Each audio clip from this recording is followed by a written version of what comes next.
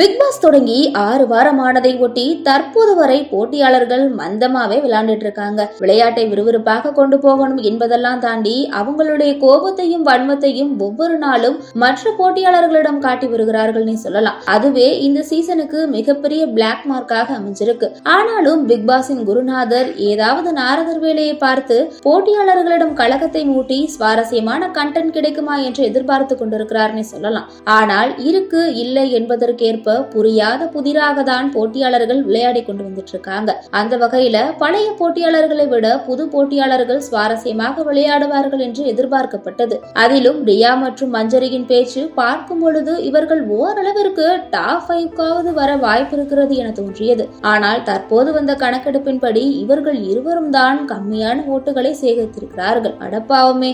அந்த வகையில இந்த வாரம் பிக் பாஸ் வீட்டை விட்டு வெளியேற போவது மற்ற போட்டியாளர்களை ரிவ்யூ செய்துட்டு வந்த ரியாதா. இவருக்கு அடுத்து இருக்கும் மஞ்சரி ஸ்கூல் டாஸ்க் முடிந்த அளவிற்கு ஏதோ பெர்ஃபார்மன்ஸ் பண்ணனால இந்த வாரம் தப்பிச்சிட்டாங்க. அதே மாதிரி சிவகுமாரும் சில நடிப்புகளை மிமிக்கிரியும் பண்ணி என்டர்டைன்மெண்ட் கொடுத்து பண்ணுவதனால அவரும் ஓரளவுக்கு வெளியே ஓட்டு வாங்கியிருக்காருன்னு சொல்லலாம். இதற்கு அடுத்தபடியாக எதற்குமே இவங்க சரிபட்டு வர மாட்டாங்கடா என்று மொத்த போட்டியாளர்களும் சேர்ந்து முத்திரை குத்தின ராணவ் தான் தற்போது பெஸ்ட் என்று சொல்வதற்கு ஏற்ப ஸ்கூல் டாஸ்க் நல்லா விளையாடிட்டு இருக்காரு. அந்த வகையில ஓட்டு கணக்கெடுப்பில் அதிக ஓட்டுகளை வாங்கி 2வது இடத்தை பிடித்திருக்கிறார். இப்படியே போனால் அடுத்தடுத்து வரும் நாட்களில் ராணவ் ஒட்டுமொத்த மக்களிடமும் பெயர் வாங்கி டைட்டில் வின்னர் ஆகி விடுவார் போல. ஆனால் இப்பொழுது வரை முத்துக்குமார் தான் டைட்டில் வின்னர் ஆவார் என்று எதிர்பார்க்கப்பட்ட நிலையில அவருக்கே டஃப் கொடுக்க வகையில ராணவ் இருக்கிறார்னு சொல்லலாம். இது பற்றி உங்களுடைய கருத்தை கமெண்ட்ஸ்ல சொல்லுங்க.